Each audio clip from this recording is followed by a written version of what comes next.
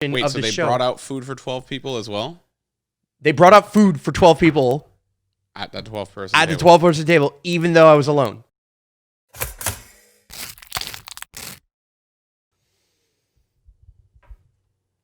We're live? Okay. All right. Welcome to Toast. All right. So, thank you for coming. Thank you for coming to your apartment. I did go very far. Yeah, exactly. So for everybody who's listening, watching, whatever platform you're on, this is my brother. This is the person who's encouraged me and helped me and enabled me to create Toast and everything that you've seen.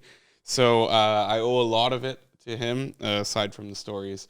And today we should, jump into some of the stories that we have in common. In order to try and stay kind of on track, I think that we should maybe just choose a country that we've both been to. You can pick it. And I think that the fucking best one is just China. It just has. It's definitely the most unique for sure. Yeah. It's definitely, of all the countries that we've gone to, for sure it's the one that has the most crazy stories. Yeah. Yeah. And what I think is interesting is that most of the coolest countries that we've gone to weren't together.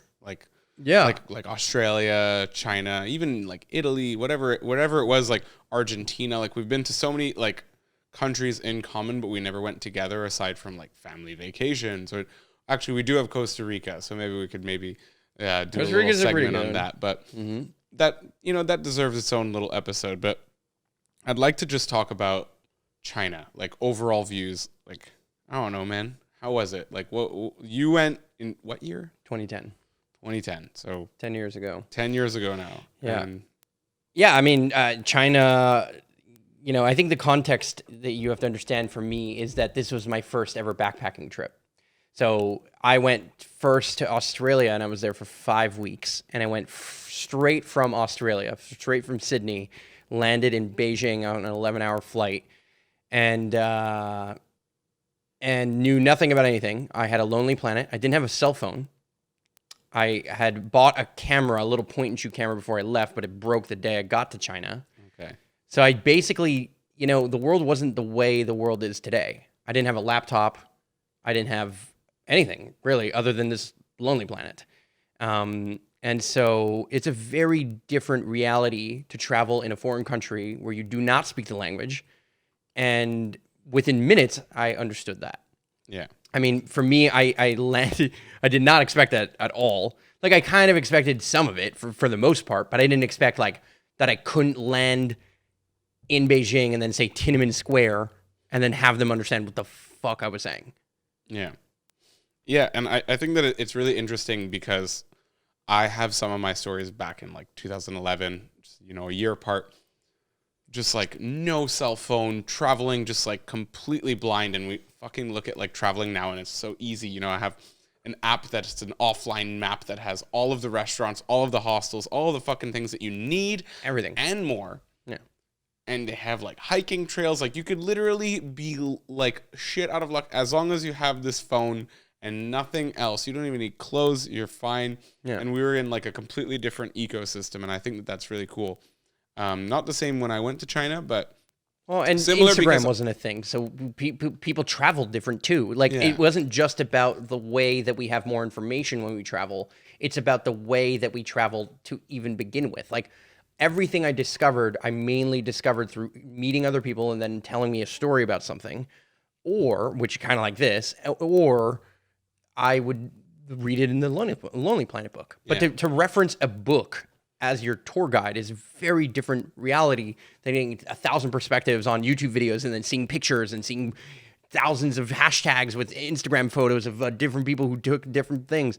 And so it kind of ruins, when I see some places on Instagram today and then I get there, it jades it. It changed the way that I perceived or experienced some of the different things that I would have in that time frame. Yeah, and one of the things that I think is really cool about that is that, I always say, it sucks to, kind of similar example is to watch a trailer of a movie before you you watched a movie. It's like, well, fuck, you just ruined the whole plot. You told me everything about the movie. You just like cool. Like, and I know what's going to happen in certain scenes. Yeah. Like, why am I even going to watch James Bond if I already know that he's going to these places and like, you know, nothing is as exciting or as scary or whatever it is. One of the things that I find, you know, I did a little bit more back when there was less infrastructure is that I would kind of like plan a bit. You know, like when I went to China, it was 2015, so I didn't really need a plan. I was going with Shank, which you know also that spoke Chinese, who spoke Chinese, Mandarin. but I didn't know what I didn't know, which was great about it, and like my unexpected thing was that like I was gonna leave him. You know, I thought, okay, he's gonna go. He's visiting his family, and you know that's kind of how I booked the story of how I booked my flight. I don't know if you know this, but you know he was just like, I've never booked a flight before, and so I just like helped him book a flight, and I see that it was $700 return, so I said, fuck it, you know, push back passengers too. I'm coming to China with you, and and so that was just like a really great moment because like I had no, you know, premeditation. Like I did the exact same thing. Yeah. I because right before I went to Australia, I had to go to the consulate to go get my visa to go to China, and I rushed it. I drove to Ottawa to get my visa. Shit. Didn't have a consulate here in Montreal. Yeah. Yeah. Well, now I think they do. Yeah. When we did it, we had the consulate. And so, like, he helped a lot with those logistics because obviously, like, instead of having, like, these, like hotels and things booked, we got, like, a letter of invitation, things like that. So at least I had, like, you know, the breeze on some of it. And I think that I did China in a lot easier of a way than you did. For 100%. Because I did get there and I did have a cell phone. But I had a Google cell phone, and anybody knows that there's no Google in China. Sure. So I was pretty fucked because... like I was already like nervous. I'm like, fuck, my pictures aren't gonna back up. Like these things, I had like 1,000 pending backup photos, like, you know, just like waiting to be backed up. And I'm like, if somebody steals my phone, and it was crazy because on the last day in China, Shank got his phone stolen. And so it was like, fuck, dude, that could have been me. Like if that was me, and he didn't have his pictures backed up, but he had iCloud, like he could have. But I didn't. Like I had the auto backup set up, and I was on Wi-Fi all the time, but I just couldn't because it was Google. But it was cool because it you know forced me to not really have a translator. So I still had these kind of interactions with people, and you know, like my ease of it was when I was in Beijing. I was with Shank and I was with his aunt, and I didn't really know where to go. And I knew that he was visiting, you know, family. And I said, okay, like I need to do my own thing. So I just like, I fucked off for like 10 days. It's like somewhere between when he was visiting his dad's side first, and then like when he was going to get to his mom's side. And so I had these like 2 cities, and I went to like one that was like a Russian, like it's called Harbin. It's like in the far north, like deep cold, and it was all Russian architecture, kind of like nothing you'd expect when you go to China. You know, like I was already kind of making references, like my past podcasts, like to these forests of just like high-rise apartment buildings that were sticking out of the blue when you're on these trains and you're just going and you just see this like that's China for sure, massive. Like a full city being built in the middle of nowhere. Out of like literally it was just flat. There was nothing, and then like 80 cranes erecting sky rises all at the same time. In like a week. In like 3 months they'll build a whole city, yeah. Yeah. And it's insane. Yeah. And to me, like first like that's kind of what I thought China was, and then I got to these like Russian cities and shit was crazy. And I really liked it. And you know, in Harbin it was okay. Like people were still stopping me, and I'm guessing, like I think you got stopped a lot to take pictures. I mean, again, in 2015 there was a lot more white people going to China than in 2010. It was just a different world. Yeah, it was just. I mean, China was starting to explode for sure in 2010, without a doubt. I would say in the 2000s it started to explode, but the truth was that it was still very like. I think I would imagine if I went to China right now, a lot more people speak English. A lot more. Probably, yeah. A lot more. And like every meal I had no idea what I was ordering. Yeah. Every time. I didn't once really know what I was ordering. I mean, I don't want to say once, but almost never really understood what I was ordering. Yeah. For the most part, I would go to a place and then whatever would walk by, I'd be like, one of those. Yeah. And then one time I even like, I got on, I met from Beijing, I was taking the first train. And so I didn't know because I got a ticket printed and it had 2 numbers on it because they use the same numbers we do, right? Yeah. But everything else is in Chinese or in Mandarin, and so I can't really understand anything. So I go up to somebody and I'm like, "Hey, do you know which one's the cart and which one's bed?" And he shows me, and turns out he was the conductor of the train. So he's like, "Oh, at the first stop, get off and run to the front, but you have 2 minutes to get to the front, and I'll show you the front of the train, how the train works." That's So I was wild. like, but I was in cart 13. I was like, okay, like whatever. Yeah, I mean, 2 minutes to run 13 cars is like, I totally have the time. Yeah. But I didn't factor in that in 2 minutes, I was going to get off at a platform where everyone's going to get on and off the train, and it's China. So there's like a maze of people, and he's starting the train. So I'm running, and I see him waving, like coming, but I left everything in the fucking train. I left all my bags, my passport, everything was on the train. Shit. And I run off the train, like running to the front, running, and I run because I had a sleeper bed, and then I run all the way, and he literally had started moving the train, and I had to like run as it was going. It's crazy. It was wild. But then he showed me exactly how to do everything. But the point of the story, what it was, is he showed me a bunch of stuff. He showed me the entry room. He let me drive the train, which he wasn't supposed to do, of course, but whatever. And he wanted to learn English. That was his whole thing. Yeah. And I had done a TESOL class. You didn't know that. Well, you did know that. Yeah. Yeah. So I had done the teaching English class, and I had also done bartending courses. Because I was like, oh, maybe I'm just going to go to some other country and teach English and bartend and like see what happens. That was a 21-year-old. Yeah. And so, soon to be 22 at the time. And so I get to this town where he's like, oh, I have a friend. She'll take care of everything. And for like $50 Canadian or something, I get an entire dorm room at a hostel, but every bed is the whole room is for me. And then they bring me. They pick me up from the train station. They bring me to the hotel, and then she comes and picks me up for different meals. But one of them was this like traditional Chinese show, and I go up to the top of this balcony where they bring me to the show, and they bring me in a little put or whatever. I go up to the top of the balcony, and then there's like a big table with 12 seats. I was like, okay, great. This is awesome. This is like the ultimate like moment when you're starting to realize like, oh, this is the ultimate. This is the ultimate, like, absolute. This is the game changer. So I sit there, and I'm like, okay, this is because I'd gone to Great Wall in Beijing, and I met some people. And I had some really interesting experiences, but I had not yet had this level of experience, right? But I had some very I was so intuitive to finding like hostels and anyway, in Beijing, the hutongs and all that stuff, they're not on the Lonely Planet. Yeah. It's not like Google where you can zoom in and see all the alleyways. This was like, they had the main arteries, but they had none of the alleyways that are in Beijing, and Beijing is famous for alleyways. That's what it is. So, anyway, so the way I found myself to the hostel and all that stuff was insane. But I land and I go to this show. And so the show is about to begin. And when they sit me down at the 12-person table, I was like, oh, great. I'm going to get to eat with other people. It was super cool. I thought that was the case. The fucking curtain goes up, and all of a sudden the show starts, and then they start bringing out food.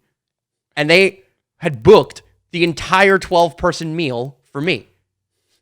All 12 people, they were going to bring out the entire food for everyone, which in China, they don't fuck around. And I'm on the VIP section of the show. Wait, so they brought out food for 12 people as well? They brought out food for 12 people at that 12-person table. The 12-person table, even though I was alone. They and everyone else is a family of 12, watching me, and I'm a white guy, just no. I was begging. I was like, no, stop! They bring out a big pot of soup, like a whole pan of soup. Yeah. You know what I mean? A whole... I know exactly what those are because, I've had them in China, but in Korea, I was having them, weekly. But we'd be, 4 or 5 fucking people sharing this But that's the whole point. They were bringing out for 12 people. Every meal... It was... I don't even know how many courses it was. It was minimum 10. Minimum 10 courses. 10 dishes came out, for sure, minimum. Yeah. Plus dessert, plus whatever. And tea and all that, all the stuff. But... it was unbelievable. I felt so embarrassed. It was insane. Yeah. And on those train rides, like you were saying, the 80, I was saying the 80 sky rises going up in the middle of nowhere between towns. I don't even know the names of these towns today. Yeah. Millions and millions and millions of people in towns you've never even heard of. Yeah. Like 11 million people in a town you've never once spoken. Yeah, I mean, I make that joke, like when I'm teaching to my students, I'm like, oh yeah, like I went to small town China. I went to a place that has like, I don't know, population of like 7 million. Yeah. And that's like twice the size of Montreal, whatever. But It's like Quebec. It's all Quebec. It's pretty much all of Quebec, yeah.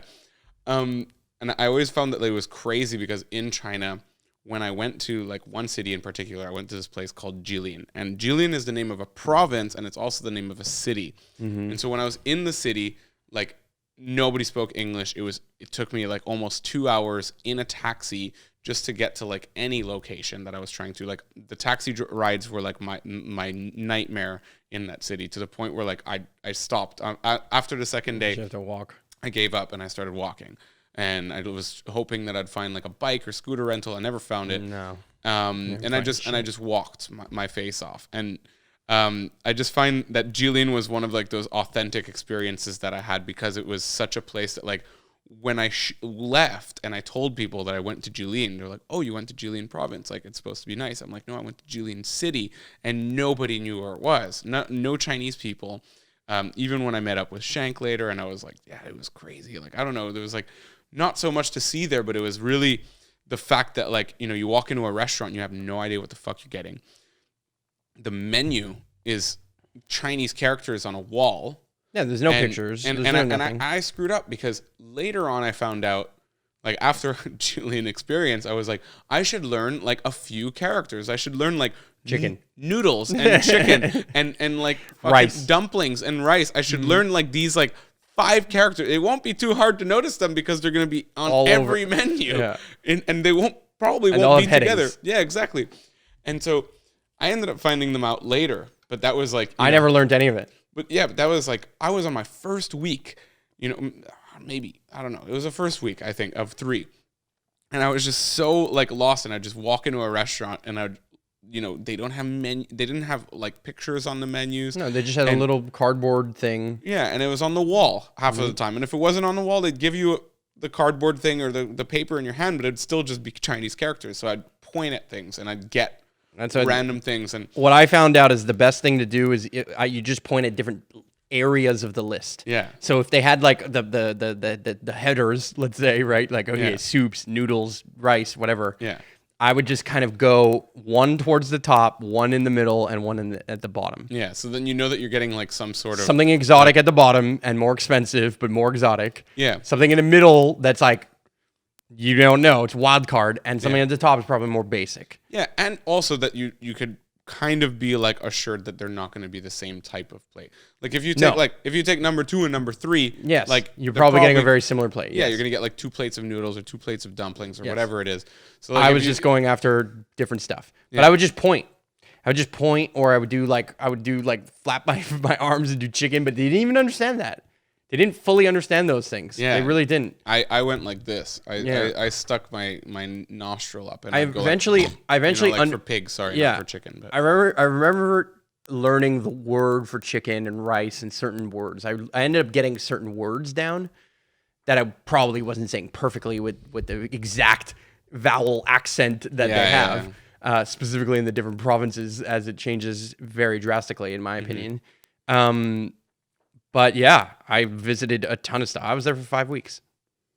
You were in China for 5 weeks. Mm-hmm. Okay, well then, that begs the question in terms of like, aside from this like massive meal that you had at the show and everything, and I've heard this story, and I feel like a lot of your China stories, but like, what was like the most memorable moment, or what was like the biggest culture shock, or like what was just like the biggest mind blow? So I think the culture shock would all happened right away. I mean, it happened very, very, very quickly. When I landed, 40 taxi drivers could not understand where Tiananmen Square was, to the point where I had to open up the Lonely Planet and eventually show them a picture of Tiananmen Square. It was the only Lonely Planets at the time had like a couple of color pictures right in the middle of the book. That was what it was. It was a thick book, kind of like, I don't know, 4 inches thick, massive, big ass book. When you move through and they have, a bunch of information.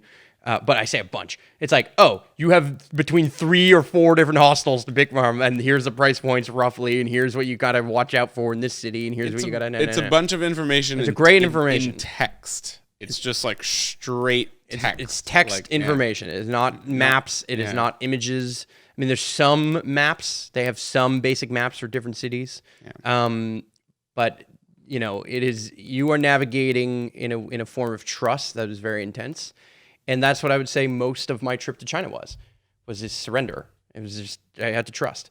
And everything was a shock. Like I said, getting to Tiananmen Square, then I go from Tiananmen Square. This was the first thing. I still have my backpack on. And I remember wearing this shirt that had like a big target on it. It looked like a giant target. And there's a picture of me with 200 Chinese people out there. Like millions of people, well, millions. Hundreds of people have taken a picture with me in the same picture. And people at the time most people in China have never left China, first of all. So when they go to vacation, the one vacation they have in their entire life, they're basically going to places like Tiananmen Square or Beijing or whatever it is.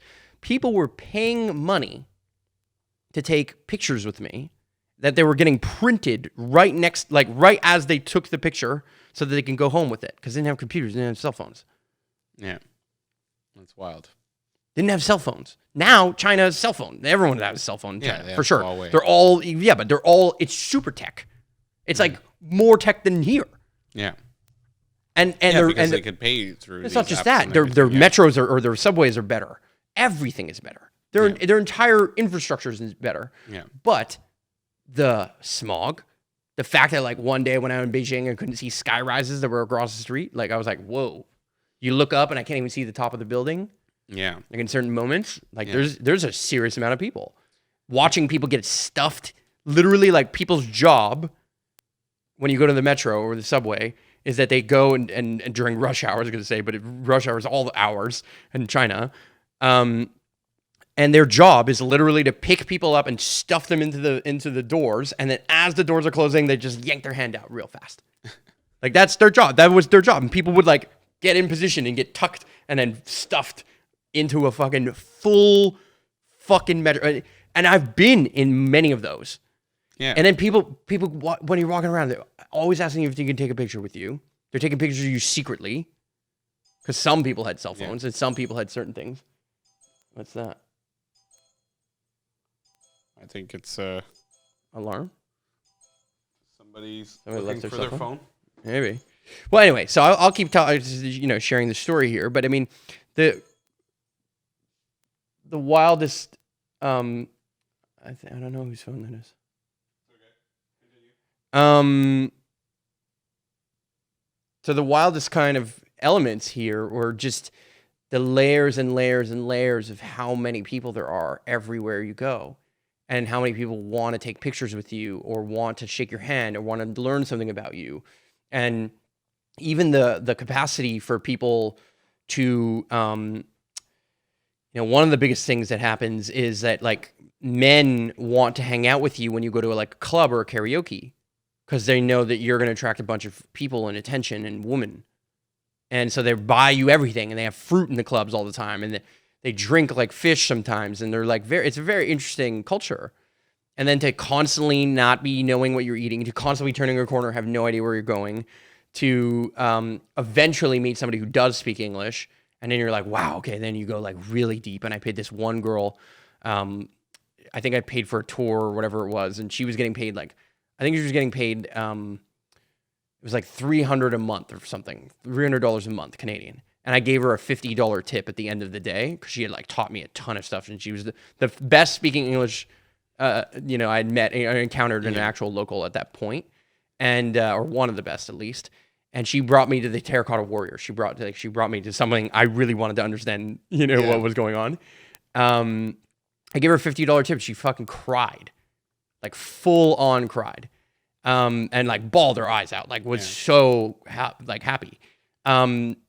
Everything, million little details. People were riding escalators for the first time. It's wild. Like, you know what I mean? They've never seen an escalator. They've never been into a mall.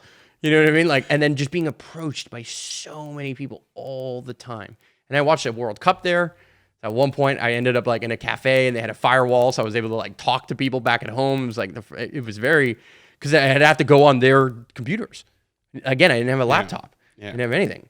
So it was a very, very interesting time because I just had, I just kind of lived this very different lifestyle. Yeah, I think, I experienced a lot of those things as well with like the, people in the bars, like kind of pulling you over and being like token white guy suddenly. And now everybody's giving me the whiskey and green tea like mixture, and they're trying to use me to get girls, and the girls were interested too, and then there's always like fruit and whatever at the table. It was really funny because at some point I was at like a traditional like North American type of karaoke bar instead of like the Asian way, which is, the Asian way obviously is your karaoke box. You're inside this K box, and they call it KTV in China. And I had done that already with Shank, and I had done that, previously in my life here or whatever. But I ended up in a bar again in Jilin City after like being in a cab, like trying to explain the word beer for so long, like beer or bar or whatever. I was just trying. I was like, I was trying to go like this. They don't understand. I was like, none of the symbols that you were speaking. It's literally Chinese to them. It's Chinese to them. It's their version of what we say is Chinese to us. We are that to them. 100%. That was a moment. It was English to them. It was Indian.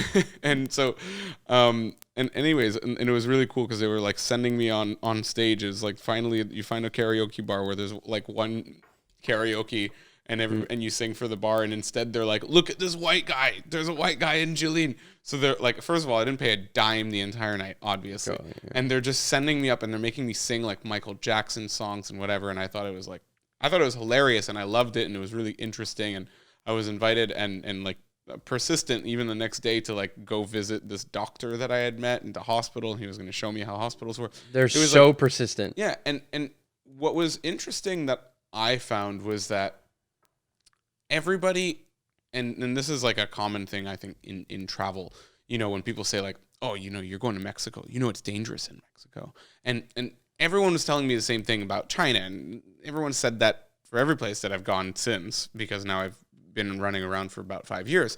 So yeah, I have felt danger in my life. I have encountered many different experiences, not many of them on the podcast just yet, but that's coming.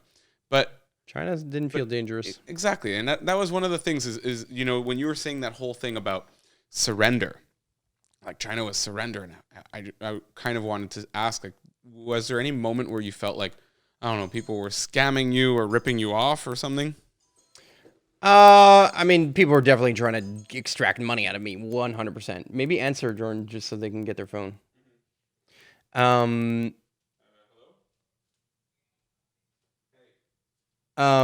So long story short, I mean, for me, the surrender is so much more. Somebody forgot their phone here.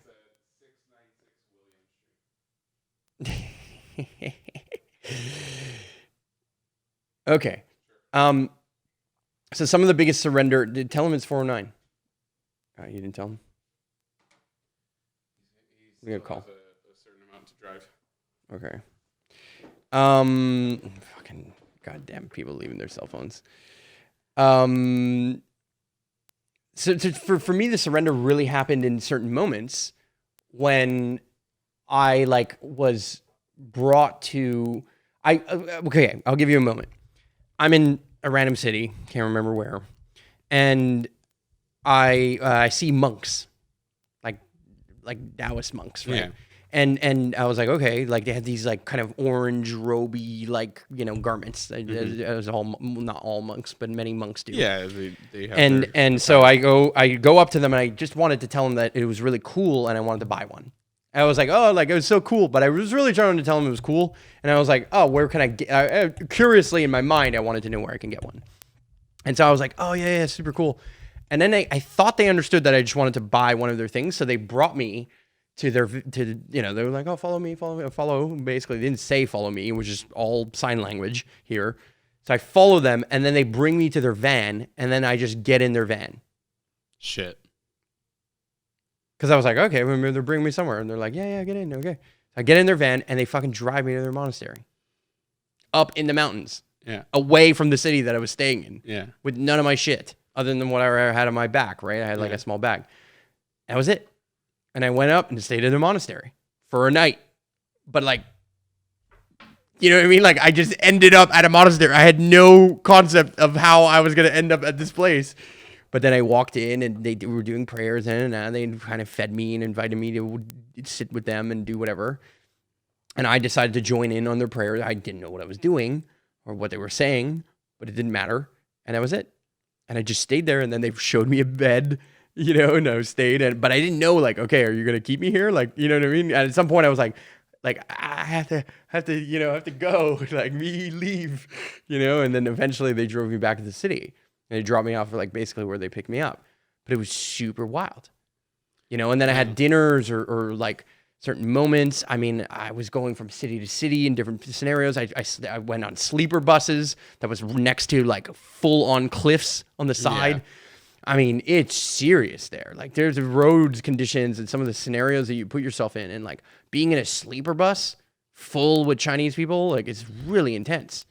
Yeah, and I mean, because they're sleeping on top of one. Like it's sleeper bus meant here, and then there was somebody sleeping right next to you. Yeah, right next to you, and then possibly a guy below you or above you or below you. Yeah. Mm-hmm. Yeah, I mean, I had a lot of those in different parts of Asia. I don't think I took any sleeper buses in China. I think I just took trains and planes and whatever. But anyways, I don't want this to go too far, but at the end of the day, like China was fucking awesome. And totally. I was asking you before for like highlights or whatever it is. I'm just wondering if like positive experiences, like best positive experience, negative experience. Was there any negative experience? Not particularly. No? Not that I really particularly remember. The main negative experience was at one point I really wanted to get back home. I kind of got homesick real fast. And then I was going to not have a chance to get the flights back because I was flying on Air Canada passes. So meaning I was flying on standby. Yeah. And so it was going to be like an extra 2 weeks possibly that I wouldn't be able to get out. And I kind of I was like, oh, maybe I should just like get on this train and get to Beijing or to Shanghai real fast and then fly out. So I didn't really do Shanghai at all. Mm-hmm. I basically made it to the airport and then left. Yeah. So that I regret. I regret like not spending. Yeah. I regret coming home essentially. That's the word, like not like full stop, but I mean like coming home so fast. Like I definitely, because I came home and I was home for a month and I was like, nah, I gotta get out of here. And then I ended up leaving and I went to Europe. I went to France, Spain, and Portugal. So it worked out, but I wish I had just done that straight. I wish I had just like stayed more time in China and then went straight to Europe. Yeah. So that's not so much like any negative experience, but more just like the regret of like. Yeah, I never felt unsafe. I never felt unsafe. I always felt good, fun. I was the richest I ever was. Everything was super cheap. Yeah. So, and it was just weird. Yeah. It's you never felt fully safe either. I'll say that. You never felt fully at home. You never felt fully comfortable. I mean, in certain moments, sure, but not quite, because you're still in hostels. You're still in whatever. It's never like super comfortable that way. Yeah, I remember when I landed, I used to wear the ring, right? And I kind of still have a hole in my fingers for it. I used to wear that ring, and I realized on the flight that I had that ring on me, and I said, fuck, I really don't want to be traveling with, such a valuable, but not just valuable, but like sentimental value ring. And so the first like night when I got to Beijing, I just sewed it into my backpack. But then I was never fully like at ease either walking with that backpack or leaving that backpack in a hostel at any moment, because I was just like, if anybody just like rummages through this, and not that I thought that they would, but it was just the fact that like they could, right? The possibility was enough to like instill that like nervousness, especially when I was. The safest place would have been just keeping it on you. Yeah, it would have been. But then, like, I don't know, maybe something's going to happen to me. Everybody's got me psyched out that, like, especially when I wasn't with Shank, like, that I'm a white guy alone. So I'm, like, I'm the walking target. And, I had, like, You're definitely a beard and stuff. So it was, like, I kind of stuck out. And, same, but different. So, yeah, same, but different. But my biggest issue, I think, in that moment, or my biggest fear with that was Actually, not by a Chinese person, which is funny. There was a Russian guy staying in a hostel in Harbin, and he just never left. From the moment I got there, until like 3 days later when I left, he hadn't left the room. Mm-hmm. And he told me he hadn't left the room, and it smelled like he hadn't left the room. And I was like, after the first like night, you know, like I met him, whatever, like I didn't think anything of it. But then like the second day, I like sometimes walked out, you needed left. that. I had moments like that too. Yeah, and I get it, but to me it was more just like the idea of like, okay, like he's never leaving the room. Like maybe at some point he has like I don't know, like, and it wasn't because he was Russian or anything. It could have been anybody. Mm-hmm. It was just the fact that like there's somebody constantly in the room and he's doing nothing. Mm-hmm. And so like at some point, like, do you go through somebody's things? Like, I don't know. I don't know what his situation is. Like, I don't know him enough. All I know of him is whatever he tells me about himself. And all of that could be lies. And so like I had this like almost inherent distrust in this person who just seemed like why would you be here if all you're going to do is spend like 5 days in a room? Who knows how many days he spent there before and after I left as well. So I was just like nervous about that. But yeah, in China, I guess, was just like this crazy experience. Do you want to go back? Yes. And what? Right now, no. Right at this second, no. Well, but like, what do you expect is going to be like wildly different, and what do you expect to be like the same in China? In China, I think they are significantly more tech savvy and advanced. At the time when I went to China, they were making the tech for everyone, but it was super expensive for them.